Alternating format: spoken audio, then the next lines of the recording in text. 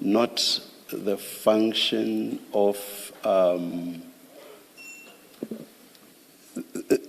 the attitude of the applicant, including his attorneys for that matter, because reading the judgment and in fact being aware of the exchanges that preceded that, according to the judgment of Fisher J, the attorneys refused to even accept service of a subpoena on them and insisted that serve on Mr. Karim, you are not serving on us.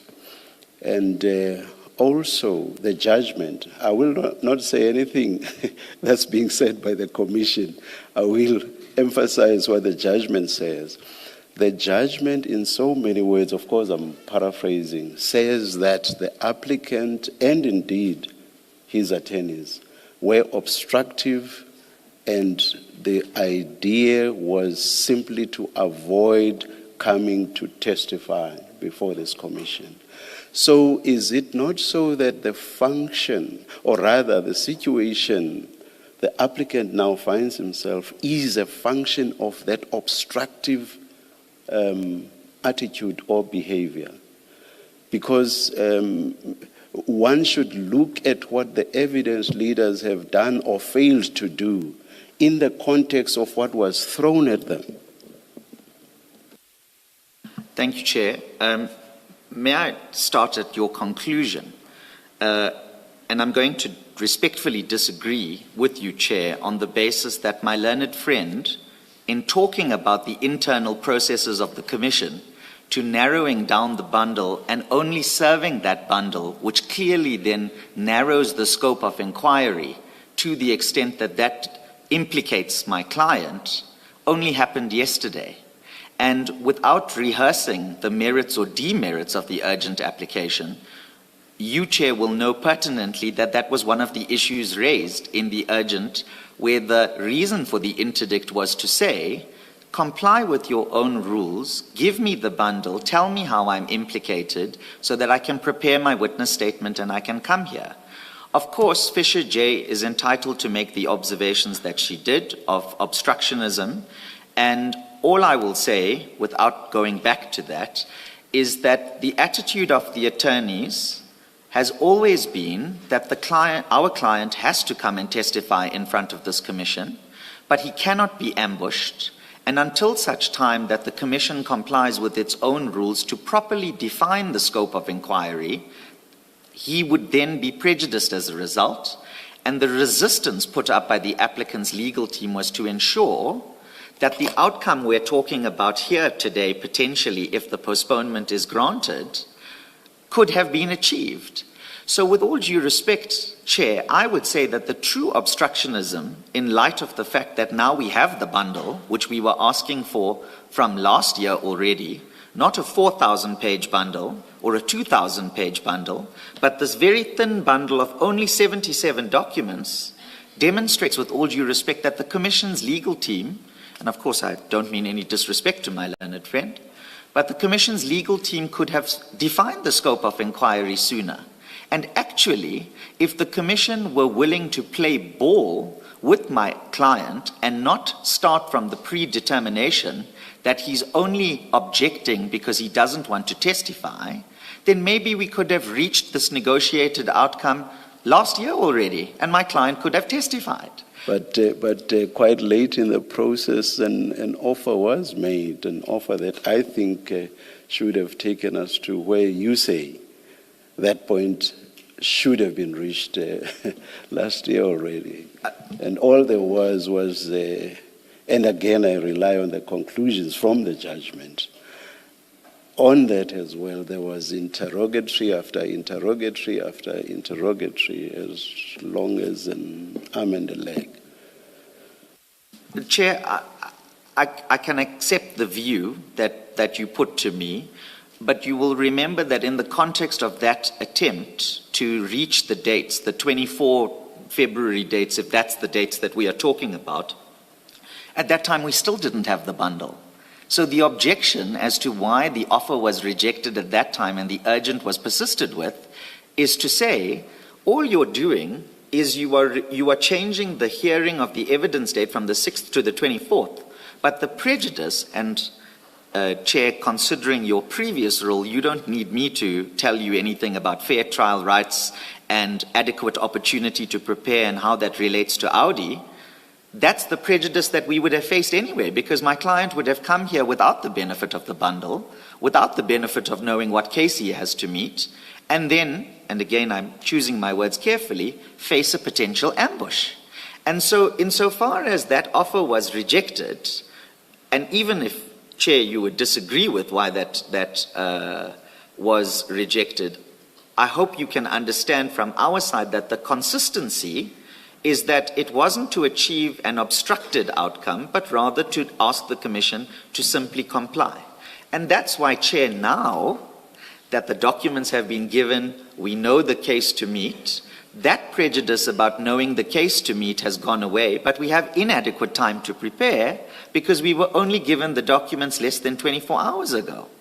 So again, and without going into the history of the urgent... I interrupted you. You were making a point. I hope you've not forgotten it. You are responding to me now. I've heard you. Thank you. So you may go back to the point you were making. Thank you. May I just say one last thing, Chair, because you raised it. You raised the issue of the attorney being obstructive regarding personal service. Now, I know that's not an issue in front of you per se. That's a conclusion reached by Her Ladyship Justice Fisher. All I would point out is that according to the Commission's Act, Section 3.2, if I'm not mistaken, regarding service of Commission documents, that is supposed to happen in terms of Section 14 of the Criminal Procedure Act. And I'm looking at my junior, Mr. Casey, in case I am mistaken about this. And that section in the Criminal Procedure Act requires personal service. And so Her Ladyship Justice Fisher is entitled to say whatever she wants to about the obstructionism or otherwise of the attorneys, but with all due respect, it's not as though the attorney was acting without cause, particularly in circumstances where now we know what the case is to meet. We're here, and we're just asking for a little more time to prepare.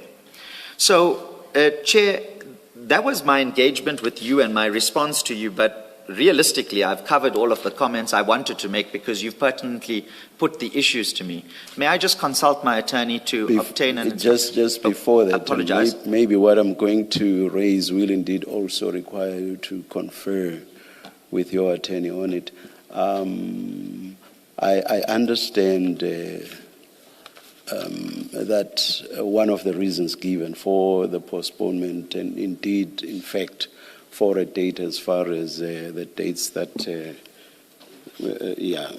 Mr. Shaskalton gave us. 9 and 10 March, 9 Chair. and 10 March, yes. Part of the reasons is that your instructing attorney will be attending or going to the Hajj, something that I respect for reasons that are obvious. Again, for what you referred to, my previous position, I should respect that.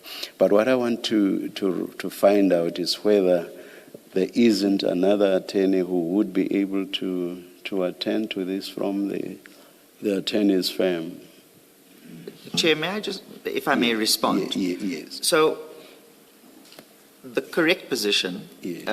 and I understand that these are not recorded in letters or whatever the case is, and I hope the Commission will take me at my word, is that Ramadan is expected to start on either the 18th or the 19th of February, depending on when the moon is sighted.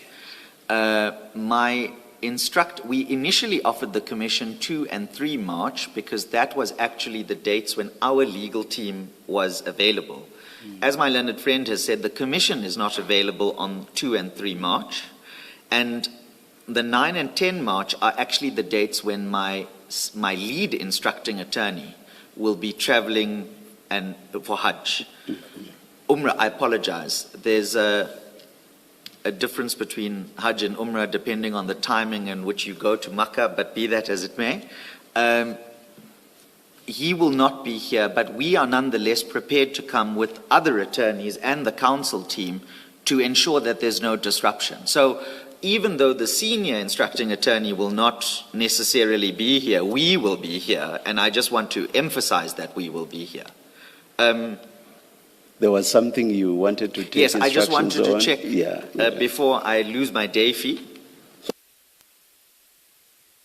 Chair, we had to confer for quite a while, but let me listen what you wanted to confer with your instructing attorney about. Yes. And Chair, then in respect of the arrangement that Mr. Chaskelson set out regarding the filing of the witness statement, the update to the bundle, if we put in the witness statement earlier, we'll get the bundle earlier, and so on.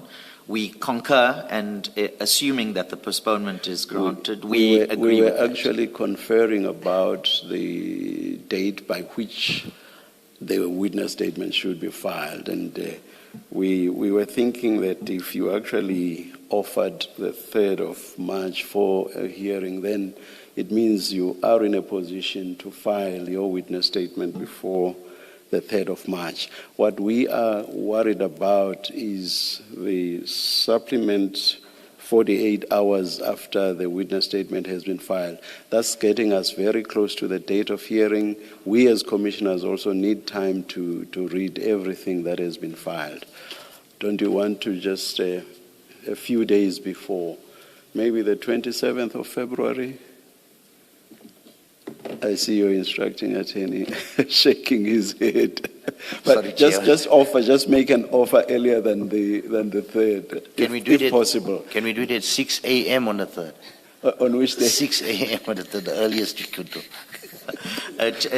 Could I just ask for a clarity, please, Chair? Do you want us to tender that date now on the record? Because my only difficulty, and although I understand I have a legal team available, is that I'm in the NHI litigation that entire week, and so I, as the leading counsel who need to be involved in the preparation of the witness statement, am already under significant pressure because of that impact. May I just have a moment to confer with my attorney, please, and I will then place the answer on the record? Yes, we would like to have the date now because we want to make it part of the order. Do you want us to adjourn for a few minutes and then you indicate to us? I will not state a time of the adjournment. We'll just adjourn and then you'll indicate to us. I think that I'll be indebted for that because we also need to talk to our client so that we can talk about dates for prep and so on. Yes. I would be indebted.